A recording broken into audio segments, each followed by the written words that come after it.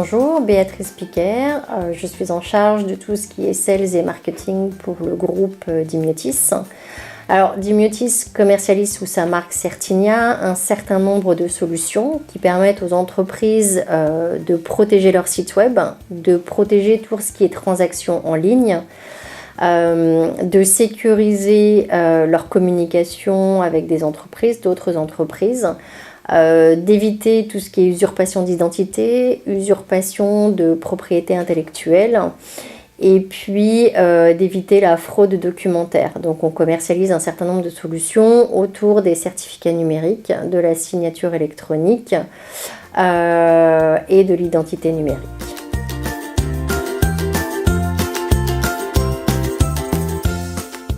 Leurs objectifs, c'est bien sûr de la malveillance. Alors, il y a plusieurs objectifs, mais si on parle du ransomware, par exemple, l'objectif prioritaire, c'est de pouvoir échanger en fait, vos données d'entreprise critiques contre de l'argent. Parce qu'en fait, quand une entreprise se fait hacker ses données critiques, derrière, elle ne peut plus fonctionner. Donc, ça peut vraiment avoir un impact assez considérable. Elle cherche du coup à faire un échange de données, elle cherche également à s'approprier les données de vos clients. Ça peut être du vol de brevets, du vol de propriété intellectuelle, donc qui peut après se retrouver dans des pays étrangers sur des solutions brevetées ou sur des innovations ou ce genre de choses. Donc il y a différents buts, mais c'est avant tout forcément des données à but économique derrière.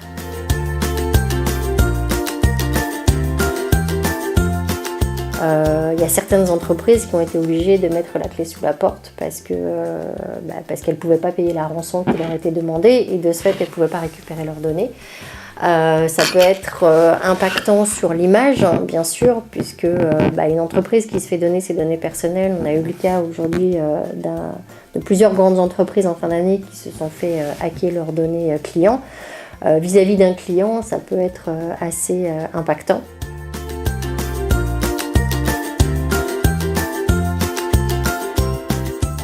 Alors moi je vais parler des moyens sur tout ce qui est usurpation d'identité, tout ce qui est gestion de la fraude documentaire, protection à valeur légale. Ce qu'on voit aujourd'hui c'est que y a des normes qui bordent un petit peu la digitalisation.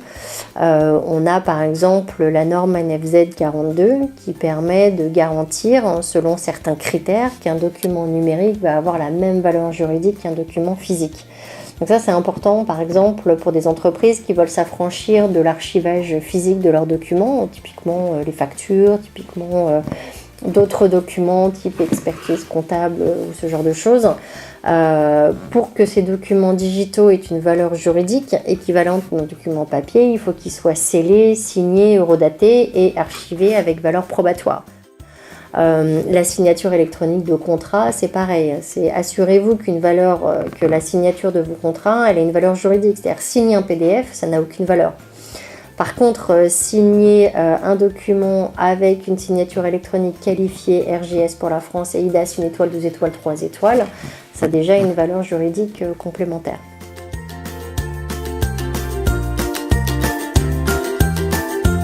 Alors, c'est un salon qui réunit des professionnels de la cybersécurité et de la confiance numérique.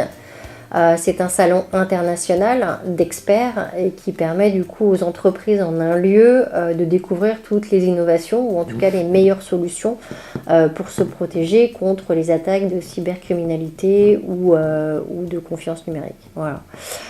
Donc c'est un événement important qui a lieu une fois par an et qui permet non seulement aux acteurs d'échanger et puis en même temps de rencontrer les entreprises sur leurs problématiques de cybercriminalité. D'accord, merci beaucoup pour cette interview. Merci.